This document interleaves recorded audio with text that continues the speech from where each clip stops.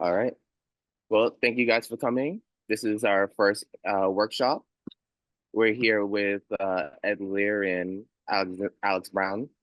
They're both CEOs. And we're going to start with introductions. I'm going to give a brief introduction of Intent as well as both for Alex and Ed. And then we're going to go into some questions where they're going to talk about the first step, which is ideation and validating your business concepts. And then we're going to go into an open Q&A if anybody has any questions. Okay. So our mission, Intent, we're a graduate organization providing mentorship, experiential learning, and collaborative resources to BC graduate entrepreneurs. Our mission is to develop, train, support, inspire a community of entrepreneurial leaders grounded by Jesuit principles and dedicated to putting in good into the world. We have 1,000 members and we're growing constantly. We have 8 student leaders. We were founded in 2017, and we have a list of BC faculty, 5 at the moment, but it's constantly growing as well. So this is part of what we do. Today, for example, we're hosting a workshop. We also have an apprenticeship program where we bring in companies that'll come in and we'll have students work with them directly as kind of like an early kind of internship. We also offer an incubator program where we develop and push business ideas that people have. So I'm going to start with our introductions. I'm going to start with Ed. Ed is one of the founders of our club. He's also a CEO of Vanta, not CEO, co-founder and chief corporate development officer at Vanta. He's one of the leadership team. He's responsible for developing all the revenue generating activities at Vanta. He has 24 years of experience in sales leadership, business development, and strategic partnerships. He's a serial entrepreneur who has co-founded 5 organizations. He's passionate about creating value and solving clients' toughest challenges. A little fun fact, he's an avid gamer. He's married and has 2 children, and he lives in Honolulu, Hawaii. Aloha, everyone. And there's a little background about Vanta. It's an esports company, a youth esports company that's engaging children ages 8 to 18. They're a very good organization and growing in the esports space right now. Thank you. Next, we have Alex. He has a very, very interesting background. He's the founder and president of Recover Hospitality and CXN Travel. He grew up in a family business that owned and operated hotels since the 1960s. For more than a decade, Alex worked in hospitality management in both rooms and food and beverage divisions. As a person in long-term addiction recovery, Alex knows the stresses of both corporate and leisure travel and has witnessed the toll of addiction that has taken place on individuals, families, and communities in the hospitality industry at large. Alex's own recovery journey began in 2017 after completing the sale of his family's 5-star boutique hotel. Motivated to address the addiction epidemic, especially as it relates to the hospitality industry, Alex left the day-to-day operations of the hotel business to enroll in the addiction counseling program. Concurrently, he has spent 2 years helping to build and manage a wellness coaching team for a health technology company. During this time, Alex has witnessed people in early recovery struggle to maintain connection and accountability when traveling. Many individuals chose not to travel or dine out due to the stressful environment, a hesitancy that often extends to family members. Wanting to create a more clinical informed solution, Alex pursued graduate education in social work, where he realized the science behind the stresses of travel for those who have struggled with a variety of mental health concerns. Through the establishment of Recover Hospitality, Alex works to develop a network of hotels and restaurants that are supportive of mental health for both guests and staff. In 2022, Alex founded CXN Travel to provide guidance and support for individuals traveling outside of the Recover Hospitality network.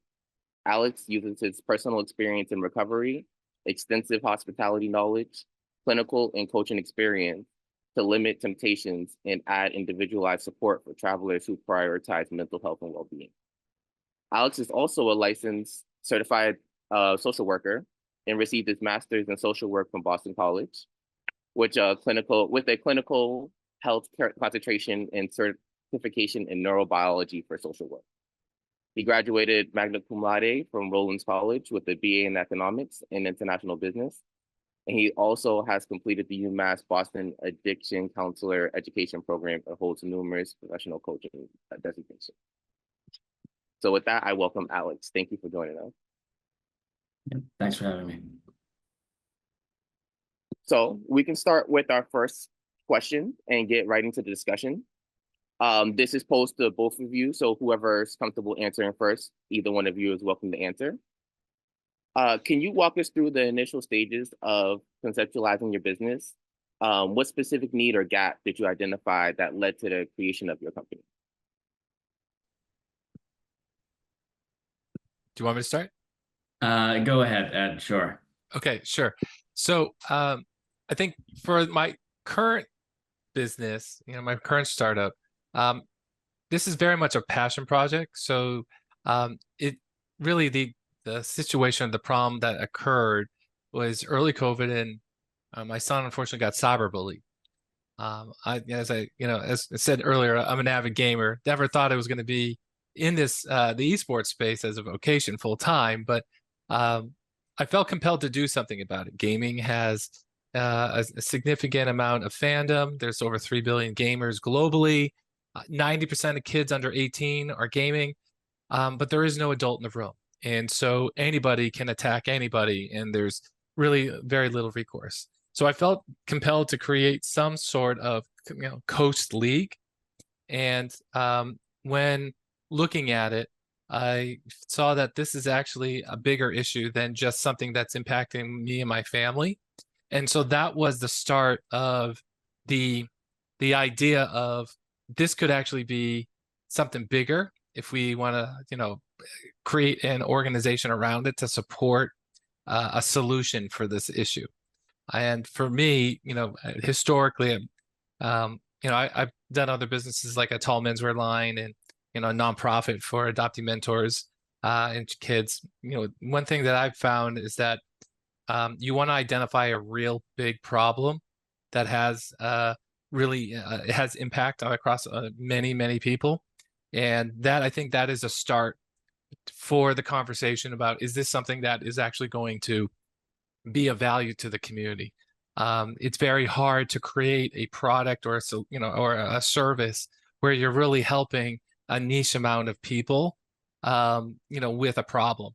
You're looking for something of scale and and size, so you're able to kind of impact more, but at the same time allows you to get more customers that can that you can support.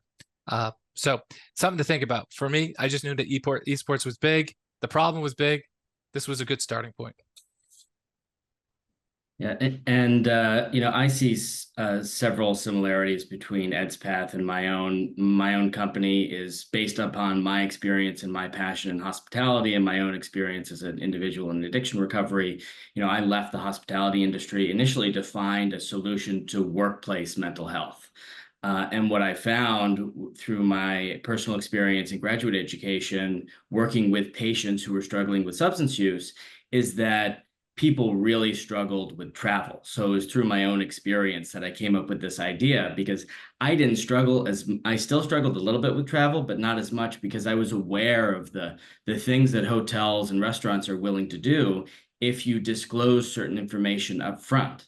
And you ask the right questions and you pick the right places. Most people don't know how to ask the right questions or pick the right places when it comes to this particular topic.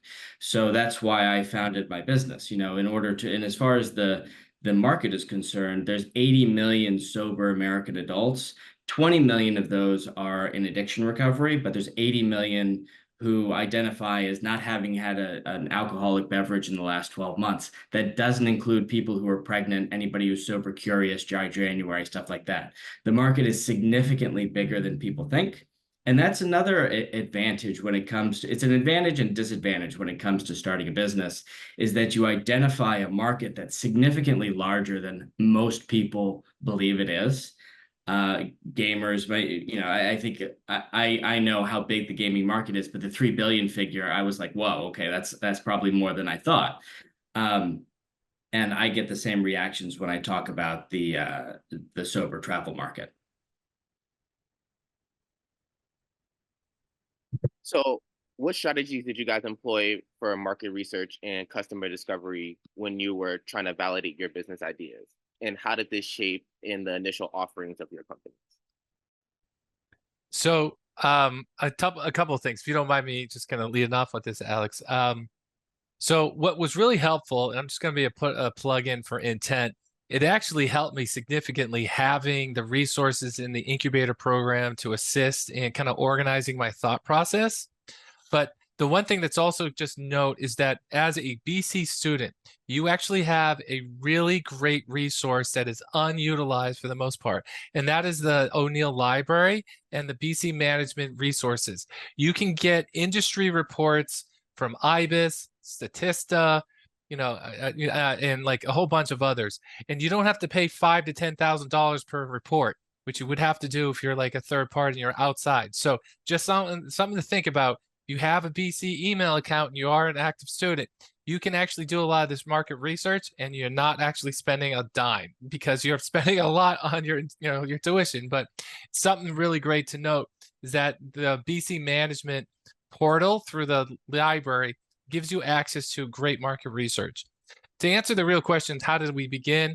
Really, it's just like identifying what the industry is like, who are the competitors, what is really that market share, and then kind of understanding a lot about just what the problem is, who is the persona, who are your target audiences, and like what do they care about.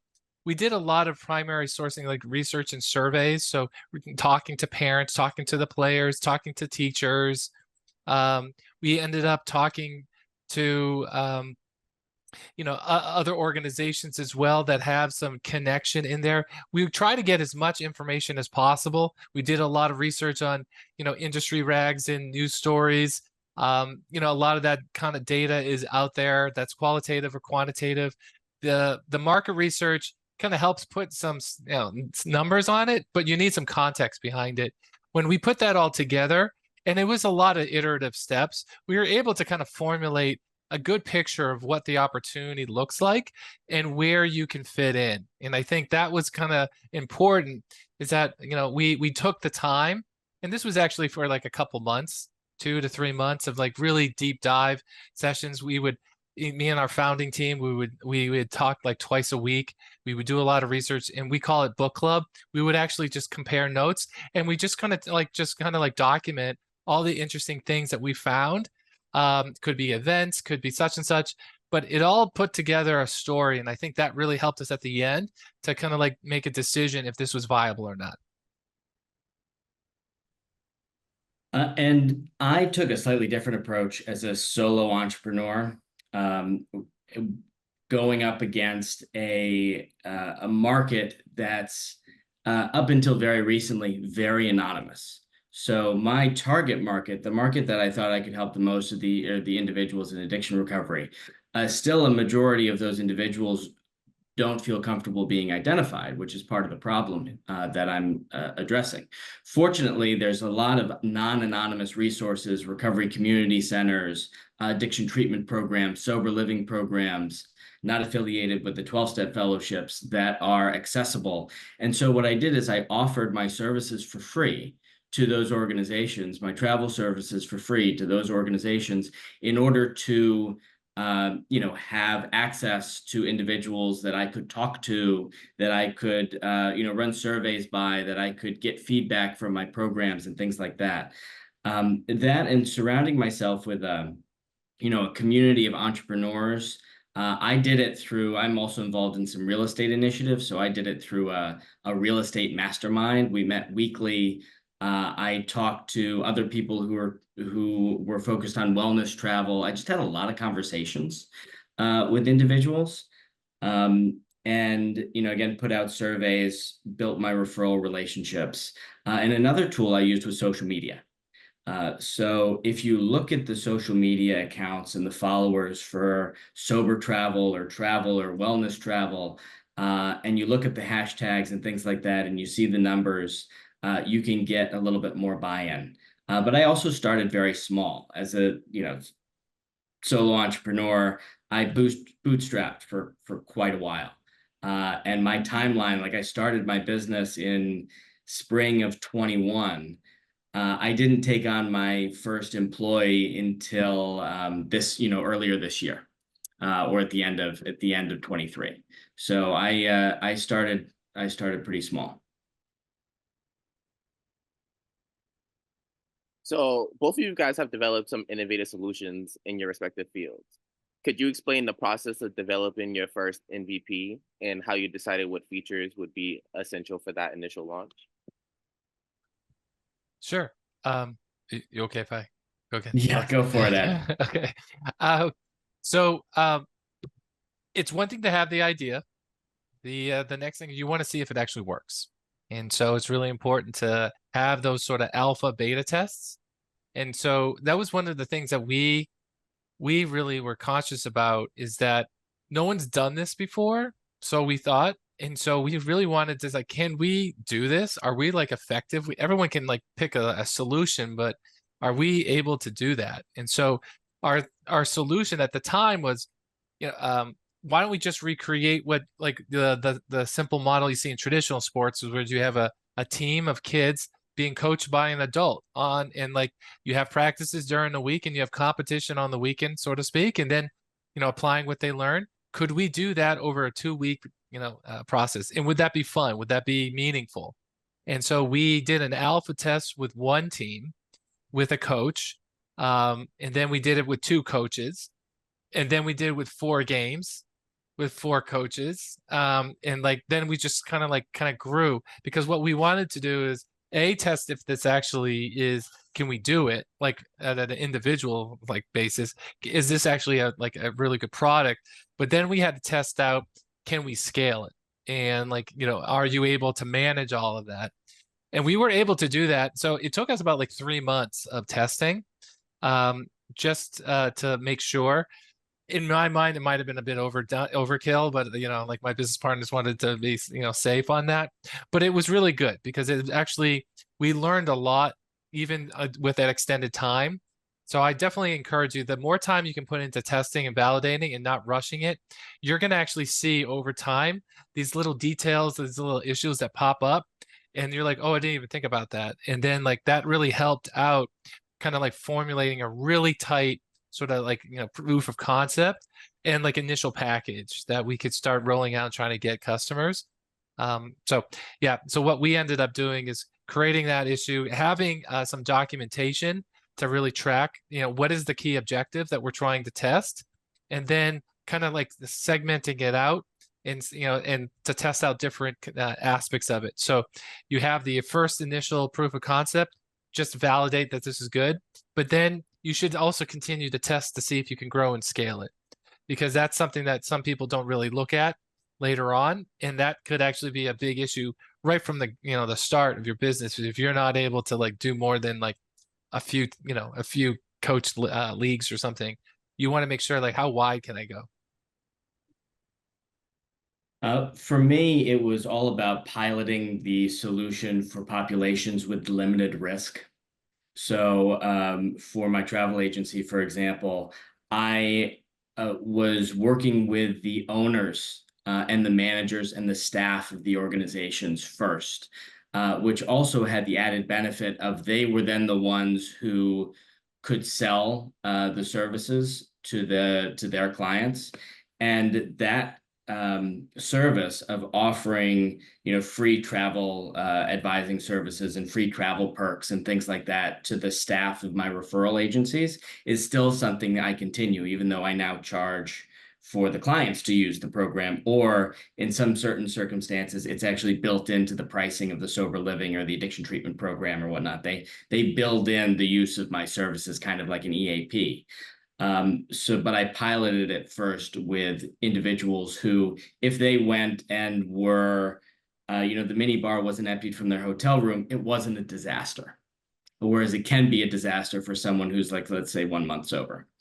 Um, On the other side, on the hotel workplace well-being side, I piloted my trainings in well-established organizations, and again, I gave them away for free. And so that would give me a chance to get feedback from the organization, feedback from the employees. But in case something went amiss, they had other resources in place. They had an EAP, they had a robust HR program. Now I'm going into organizations that don't have an HR program, that don't have an employee assistance program, things like that. And my organization is the one case managing employees when they're struggling with mental health and getting them into treatment. So after you guys launched your initial version of your product or in service, what approach did you take to gather feedback and make the necessary adjustments? And how critical has customer feedback been in your product development cycle?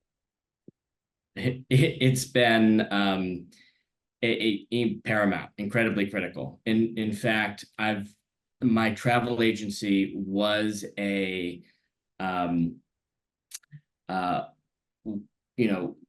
was derived from customer feedback. Initially, the hotels, they said, okay, your trainings for staff are valuable, but your trainings for guests, we don't think that this is a market.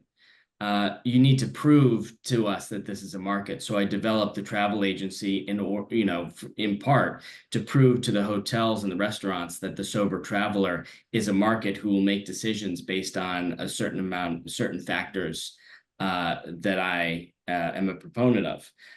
Also, I've pivoted, more times than I can count.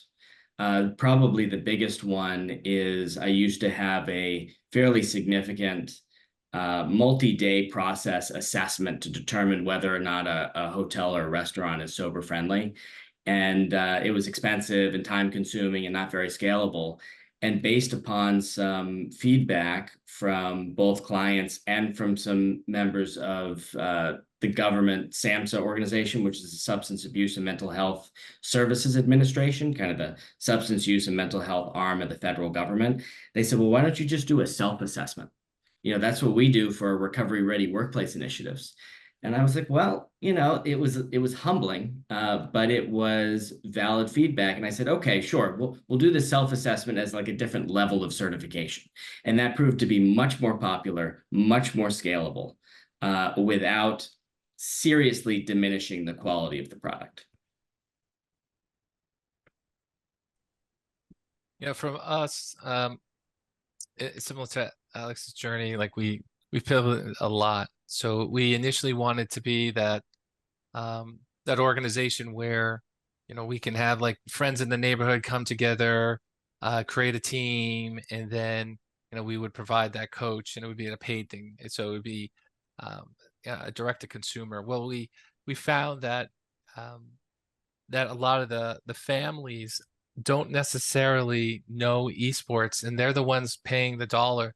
And so it was really tough to educate the families. And we're COPPA compliant, Children's Online Privacy Prevention Act. We made a decision early on that we're going to be ultra safe, especially because we're a digital company. So maybe people are familiar with a tool called Discord. It's ubiquitous in the gaming world. It's kind of like a Zoom Slack combo, but it's not COPPA compliant. So randos can come into a call, or you could do things, and there's no recourse. And so we created our own proprietary tech platform that follows federal law that protects kids' data. So that limited us on how we could outreach. So we couldn't actually connect with the kids and then have them talk to their families.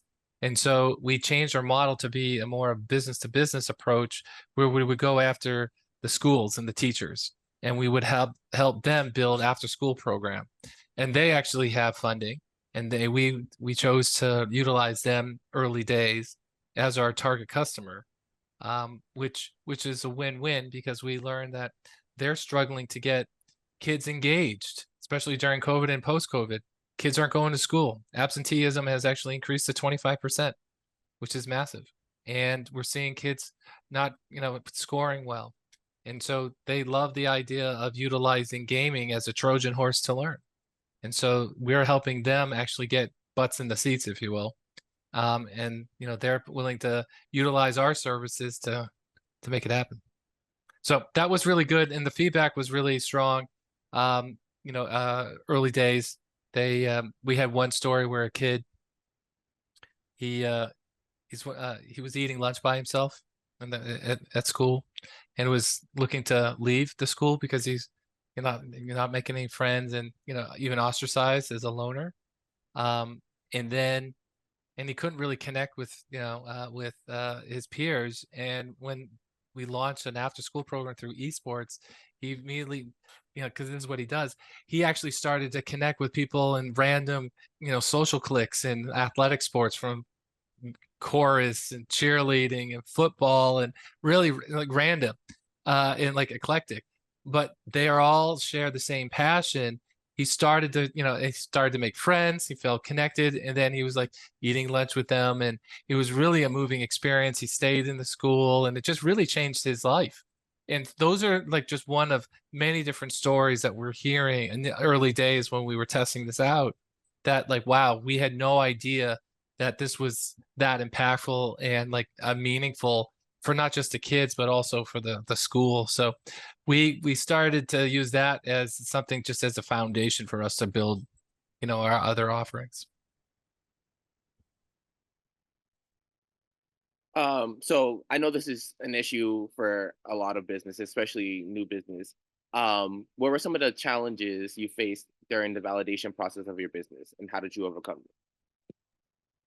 them? For me, I touched on it briefly, but the hospitality industry not recognizing the sober traveler as a defined market was probably and still is one of the biggest challenges I face. And I addressed it by creating, a separate solution to drive business. I found that most hotels and restaurants will make the changes that I advocate if I'm providing them revenue, but they're not necessarily willing to do it. Some are, I will say, some are, but most are not, unless it's a proven market, and no one has proven it until I came along.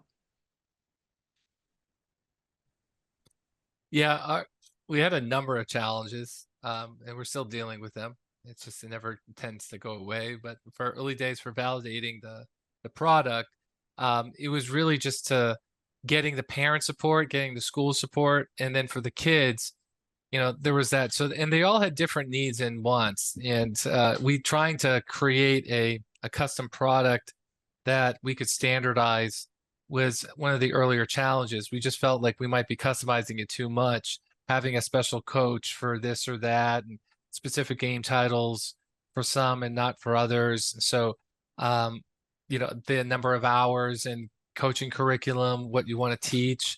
I think that was really an early days sort of concern, because we wanted to create something that we could scale and standardize and perfect.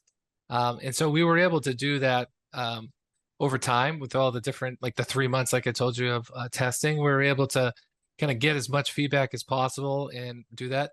But then, like our lawyers said, you can't use Discord. You got to create your own technology platform. Well, that just like kind of like, what does that mean? And that kind of delayed our launch by like 6 months. So like that was substantial. So we had to like really build that platform and make sure that's tested and ready and kind of follows all the necessary requirements. So I think that was early days. Those were the challenges. And then staffing, I think that was other challenges here. You can build the product, but then how do you staff it and resource it? So those were some of the early days. Do you use contract workers? Do you use interns? Can you afford any full time? And trying to find that sort of that great cocktail, if you will, of a bet, of just of people, of staff, with the money that you have available. And we were able to, figure it out, but it was definitely a challenge. But we Yeah, we are able to get the product that we wanted. I'm right in the middle of that staffing, and then when you take on outside capital, I'm in the middle of that too. So it's fun. I mean, these are the challenges that entrepreneurs face. I enjoy them, but it's frustrating. 100%. Yeah, I think that should be another conversation, the staffing and resourcing. That's a whole different piece. But yeah, I feel like I agree. it's not, it's especially when you're trying to get specialized help, like on engineering and computer science skills. You're trying to get somebody that is willing to share your vision, but also your budget.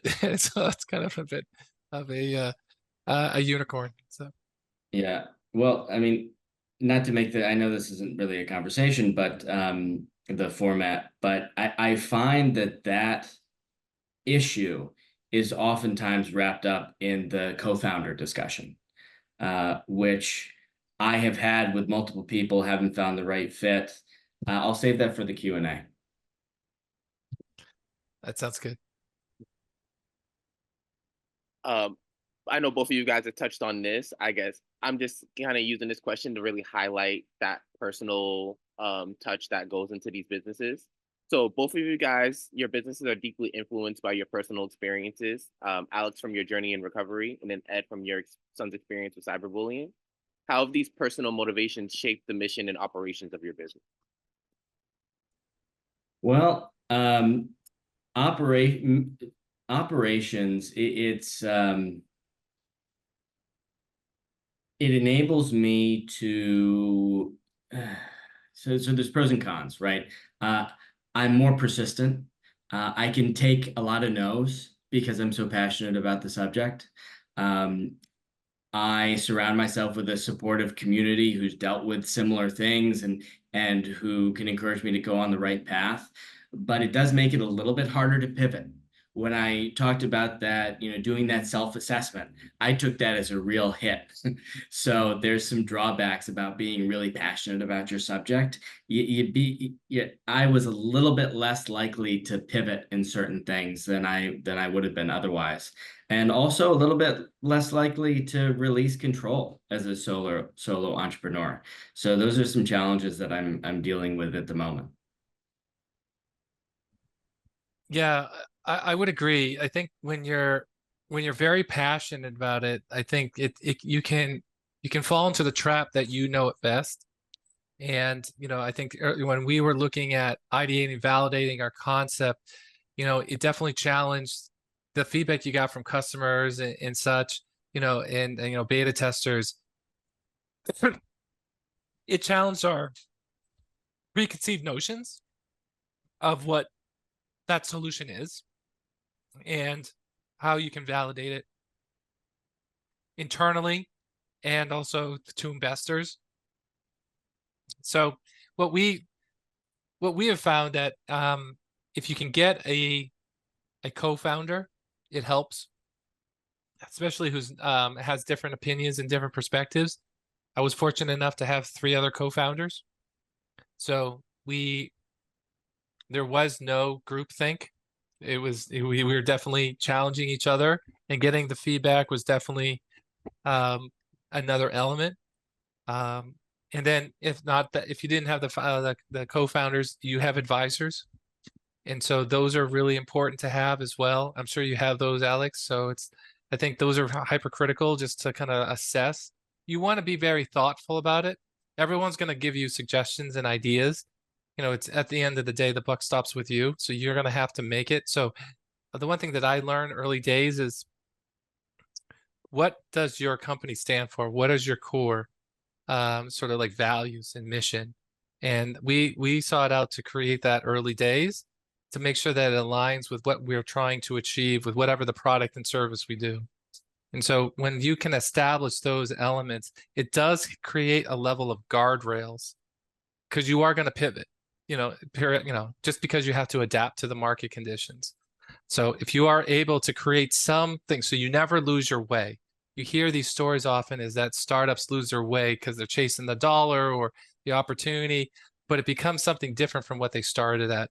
So if you're very passionate about why you started, and you need that passion that gets you through all the highs and lows, then I think you really need to make sure you You establish your values and your mission, and then what you need to do is then use that as a benchmark to assess all these ideas to make those changes, and have a great team of people. It takes time to build a great team. You don't want to rush. God, I've made so many bad choices early days trying to like just get people on board, and they were the wrong fit. And you spend more time trying to get rid of them than you are like trying to like keep them. So I think that's kind of the thing to think about, is like be very thoughtful about who you are, what you stand for, what you want, and do whatever is necessary, ethically and morally to like get it done. And we're always under the gun, but you don't want to like put the cart before the horse kind of thing. Yeah, definitely agree with that. And as Ed mentioned, I have a board of advisors. I started with a mentor. And that, I've mentioned community a couple of times. If you're just getting started, having a mentor doesn't necessarily need to be in the same field, but just someone who will point you in the right direction and be another opinion, someone who's experienced. It was very important. And then that, started my board of advisors. So for both of your industries, and I would say for your businesses, trust is essential, especially when dealing with sensitive issues like recovery and cyberbullying. How have you built and maintained your trust with your target audience? One thing for me is social media. There's this phrase recovering out loud. So I have been very vocal about my recovery status on social media. I've done interviews, I've done podcasts. I'm looking at starting a podcast in the near future through an accelerator program that I just joined out in Western Massachusetts, where my company is based. But being consistent presence on social media has helped me with that issue. And I'll say one more thing: not partnering with organizations that don't align with my values. There's plenty of hotels and restaurants out there that want to attract or take advantage of the sober travel market because they have a lot of money, a lot of buying power, but aren't necessarily a good fit values-wise. Yeah, it's super important. As someone who's in charge of partnerships and sponsorships at my company, having the right partners is essential to maintaining trust. What I've found historically is transparency is trust. If they understand who you are, what you do, and how you do it, then and you're consistent about it, just like Alex said, totally true, then you've earned that trust, but you can easily burn it. So you want to make sure that it's always a mantra of you every day, build and do good. And like you want to be ethical, you want to be moral, you want to have integrity. You say, you do what you say.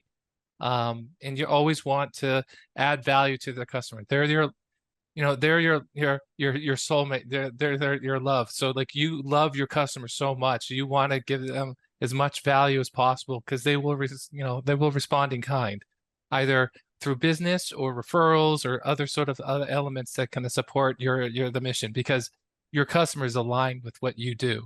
They need you, so they don't want you to fail. They'll help you in what other way they can. And so I think for building trust, it's for what we found is that a consistent line of communication. We're not very strong in social media. Wish we did, Alex. So, but like that is a great channel. For us, ours it's been on direct sort of sales and relationships one-on-one because we're B2B institutional. So it's building that trust with those brands, with those organizations, with the schools, with the people. It's like in most industries, people matter and like relationships matter. So we found that having that personal connection, even though this is a digital company and you could pretty much do it anywhere, having that personal touch really made a difference for establishing our company early days and then helping us grow.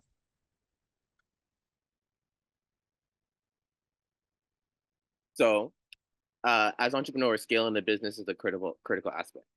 Can you discuss any specific strategies you've employed to scale your operations and expand your reach? Expand my reach, I mentioned social media again. But the biggest scalability move that I made was simplifying one of my products. Just make it more and that has the added benefit for me of making it more accessible. Where my previous sober friendly credential for hotels and restaurants was really only accessible for someone who could afford to hire one of my team members or myself for 2 days to do a full deep dive and audit of their operations, interview staff, things like that. Whereas a self-assessment significantly more affordable and scalable.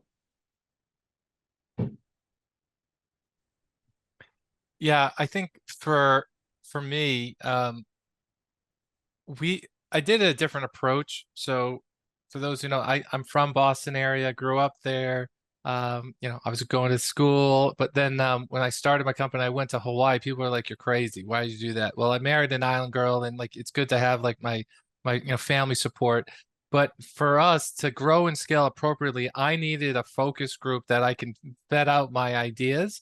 And then once that happens, I can then scale it up in the mainland. So I use Hawaii, which is a midpoint between Asia and US. 56% of the esports market is in the Asia. So having a midpoint between the two was really great for me with the vision that I was going to grow and scale globally. You got to nail down your home base first before you could do that. So don't jump the gun, but you're in a good position to do that. And because you're in between the two, you have a lot of influence from the Asia market in Hawaii. And that diverse set of people, you get 1 million people, residents, so to speak, in Hawaii in a condensed area. I can definitely utilize that to like test out ideas. And so I think for us, it's having an operational model for R&D that you can always test out new ideas and concepts, which are always going to come, and flush it out, see what works, and then have a model to grow and scale it. So I have a lot of employees on the mainland. Right now we have 12 full-time employees. We got 6 part-time. I've got 800 1099 contract workers. Those are our coaches. And so we're able to build a product, and a service around having that operational strength. And that only happened by just kind of testing things out and just kind of working with, our mentors and advisors on what are some of those operational sort of like strategies that you could deploy. But we did a different approach by leveraging a state that's surrounded by water to like kind of be the our focus group. And Ed makes a really good point. I did something similar in the Berkshires in Western Massachusetts, which is a very popular wellness destination. A lot of hotels, a lot of restaurants, a lot of addiction treatment, sober living, and big destination for vacations from both Boston and New York City. So I did pilot everything pretty much in that community, and it was effective. I was very grateful to have that opportunity. So looking forward, how do you guys see your industries evolving, and how do you plan to adapt your business strategies to stay ahead? Wow. Really, really good question. Okay, so how do we see it evolving? It's going to be evolving. I mean, right now the gaming industry is 325 billion. It's bigger than TV, movies, and music combined, but the esports industry, which is a component of that, is only 1 billion. So there's a lot of room to grow here. We're seeing that the professional sports teams, their business model is really 90% sponsorship, and then the rest is hoodie sales. You're not going to make a lot of money in valuation on hoodie sales, especially when the sponsorship dollars are soft. We've been able to augment our business strategy to be a more diversified, a broad differentiation strategy. So we got different revenue streams coming in that kind of, in totality, it helps us keep the lights on versus having some of our peers where really are focusing on maybe 1 or 2 revenue streams. And if one goes down, the other has to really, improve dramatically. And that can be really challenging. So in a sport like esports, no matter, if you're looking at traditional sports, you would get what? Ticket sales, concessions, you're getting sponsorships, merch, you've got all these other type of revenue streams. But in the digital space, there is no arena where everyone's coming in. So you're not getting the consistent ticket sales. You're not getting the concessions. So what we end up doing is we actually do coaching, we do professional development, we do camps, we do platform development, we do live events.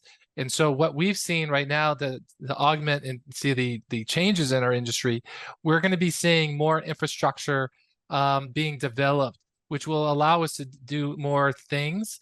And I think the early days, there wasn't a lot of infrastructure. And so that really prevented us from doing a lot of the opportunities. But that also gave us an opportunity to kind of be a leader in the space by being first into it.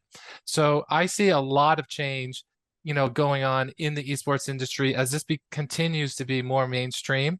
I think you're going to see in all truth, I think you're going to see arenas being created where you're going to have teams where people travel to watch. We're going to have TV stations where there's going to be games broadcasted on a consistent basis rather than on a tournament, very selected basis. We're going to see a lot more people educated in this space, and that's going to allow a lot more opportunity. You have 190,000 schools, only 7% in the United States have esports program. There's a lot of green fields here. So we just see a lot more infrastructure to be built in education, and I think that's going to be a real huge turning point. So that's going to change that $1 billion into hundreds of billions of dollars. That's exciting. So for the future of my industry, and I bridge a few industries, hospitality and mental health, and there's a lot of movement in both. To look at the hospitality workplace as an example, the federal government has come out with a recovery-ready workplace toolkit. It's a very new, I think they came out with it at the end of last year. It's funded by the federal government, but it's administered by the states. There's 38 states, I think, that are involved in it. New Hampshire is kind of like the forerunner. Massachusetts is in like the middle end of the pack, which is kind of surprising for Massachusetts, but there we are. I think we're going to see employers, try and get these. I'm hoping that we're going to see employers try and get these credentials, because substance use and mental health is a gigantic problem in the workplace. It's costing employers hundreds of billions of dollars per year in lost workplace productivity and absenteeism and turnover, amongst other things. The hospitality industry is the #1 offender, with 17% of employees struggling with a clinically diagnosable substance use disorder. So something has to be done, and we're not really at the inflection point, but I think we're getting there where things will start to happen. And so I think that we'll see a lot of movement specifically in the workplace front to address substance use. EAPs, employee assistance programs, have incredibly low utilization rates. They cost nothing because they're not used very often. And so I think we're going to see some evolution in the EAP and employee benefit industry.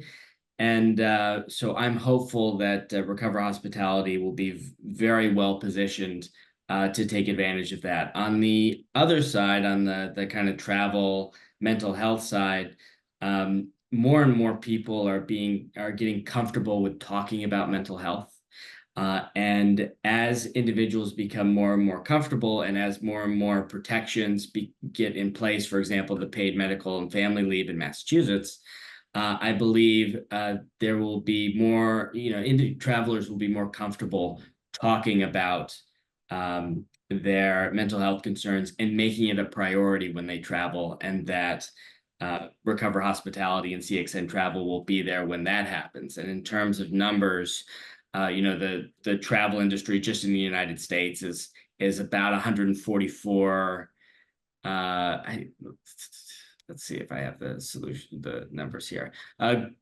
Global revenues of travel agencies is about 144 billion. U.S. travel agencies accounted for 42 billion of that. And if you do the numbers, the sober travel market is about a $12.5 billion annual travel market. And I think that those individuals will start to make their purchases based on environments that are supportive to their needs.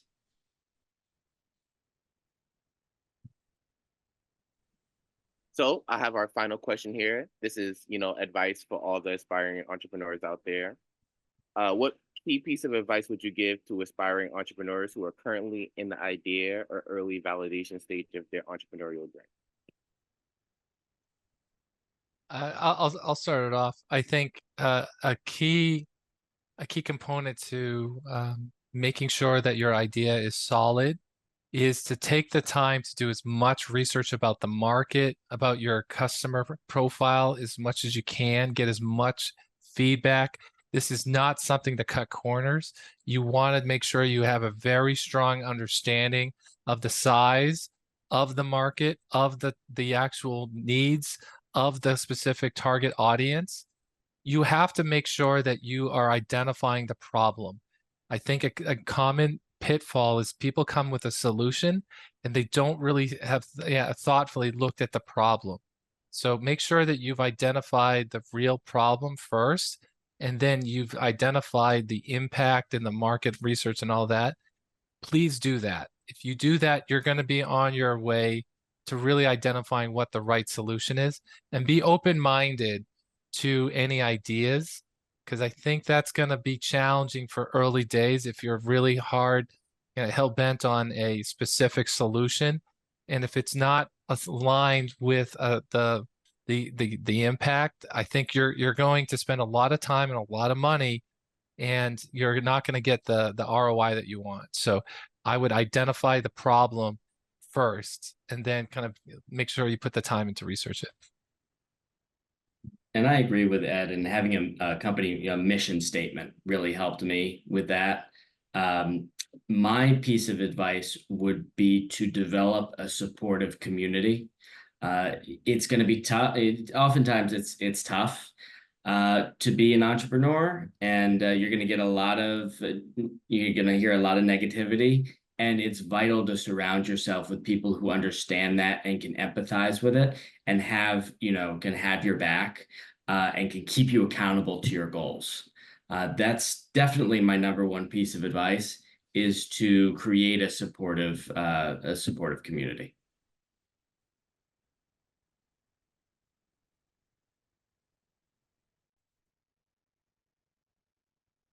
Well, I want to thank you guys again for your insights. It's always great to have, again, successful entrepreneurs in the space, given that feedback and kind of given that you guys, your journey and what you guys have gone through. Um, if there's anybody who has any questions here, we can open it up to questions. If you guys also have anything else you would like to add, we also, love to hear more about your companies or your experience in the space.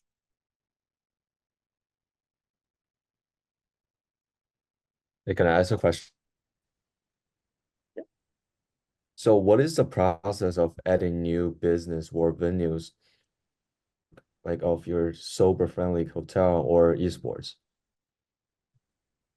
For me, the process of adding new venues can come from multiple sources. One is that I have a client from my travel agency, typically referred to me by one of my mental health referral partners. So addiction treatment program, a private practice clinician, maybe it's social media, maybe it's a sober living.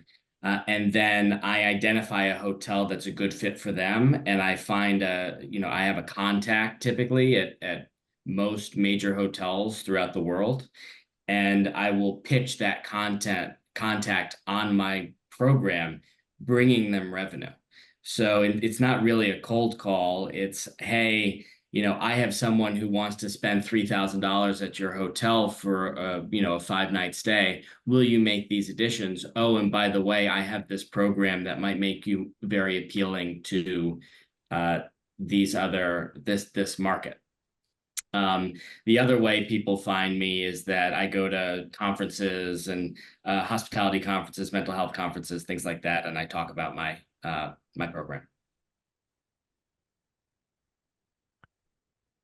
So is the question on, just to understand, it was exactly how are people going to find me, or how do I add new products to? Like how'd you add your new network?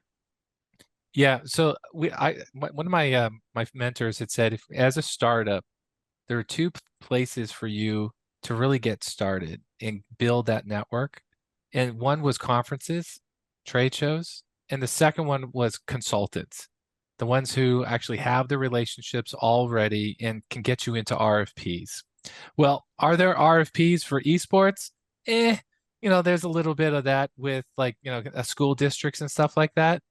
But we found a lot of great success going to conferences, ed tech conferences and stuff, just early days to build those those connections and kind of close up any gaps that we have within the certain space. We lean in to multiple industries, not just education. So we work with the military, we work with telecommunications, we work with other sort of food and beverage brands and technology companies.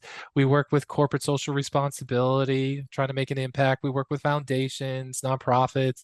So we've been able to cast a wide net, and that's largely due to having all these different people coming in at the same conference, and they're giving you a lot of ideas, and we're just kind of testing out certain projects together that are a win-win.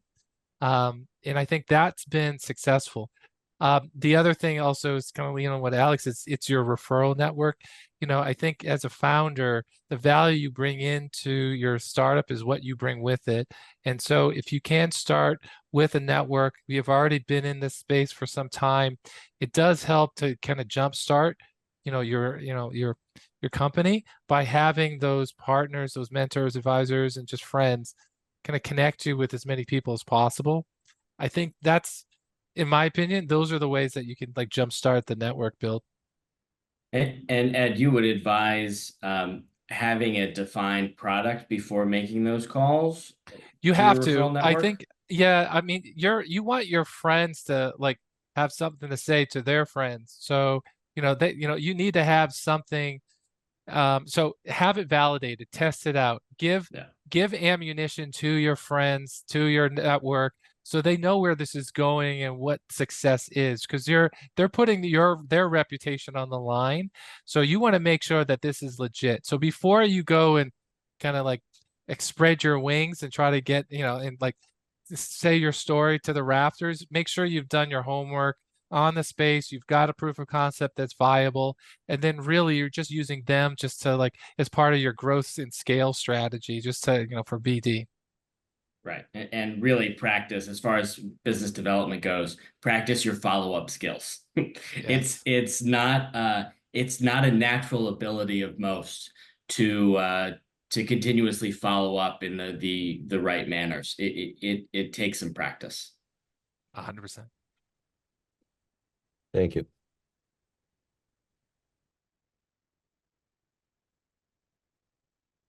Any other questions from anybody? I mean, I have a question for Ed about how he, those the three or four co-founders that you mentioned, Yeah. were those from previous businesses? Or did you So all find each other? Like, how did that happen? yeah, great story. So uh I started out with Pat Cronin, who's the co-founder of Intent, and I've known him from Boston College Business School, so that was one. And then we brought in Zach Fabi, our chief operating officer, because they went to West Point together, and so they knew that. And then we brought in Jim Roche, who is a family member of Pat, and we started. So it came from like a very eclectic group, but it's all personal relationships. So we were very fortunate that way. The problem that we had was we are a technology company and we didn't actually have a technical co-founder. So we had an advisor who was a CTO back in a couple of days, like a couple startups, and they helped us, through referrals, find people to like join up. And so that was not as a technical co-founder, but just as a contract worker. And then they built up their time with us and trust that we gave them full-time employment. So I mean, but early days, I think having a co-founder, if you can do it on technical, that's really challenging, but like I would highly recommend it. But find some people who put some skin in the game, who have experience, and they're not newbies. I think the reason why I say that is because when you're looking to get investor funding, if you've got someone who's young and inexperienced, they'll chew you up. Most of the time, the funding is because they believe in the team, you know? And so I think it's really important, and the advisors too, don't get me wrong, but the team is the who's going to execute it. I definitely think that if you were able to utilize some sites that allow you to like say, hey, I'm looking for a co-founder, and then you're doing the dating game kind of thing to like make sure that they're legit. That's one angle I've seen kind of help out for those who are sole entrepreneurs and they're trying to like build that team. It's by no means easy though. I mean, like you're leveraging the friends and the advisor network. Oftentimes they can find somebody, but it's you're trying to find the right person at the right time in their career with the right skills. It's not easy. We just so happen to find someone, a few of someone's to it all kind of worked out. And hopefully you can find them soon.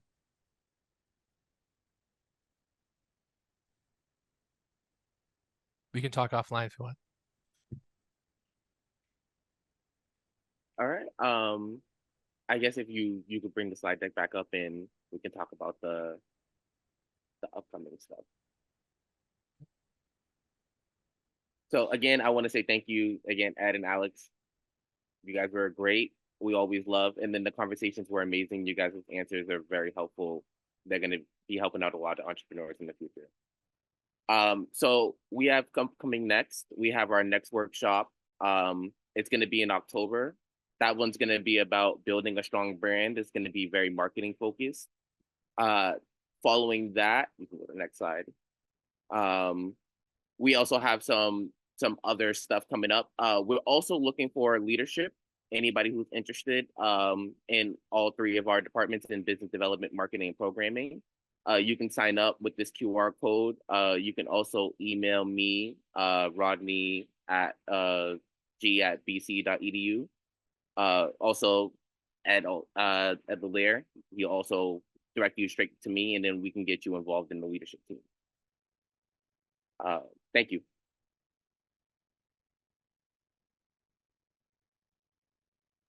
All right. Thanks for having me.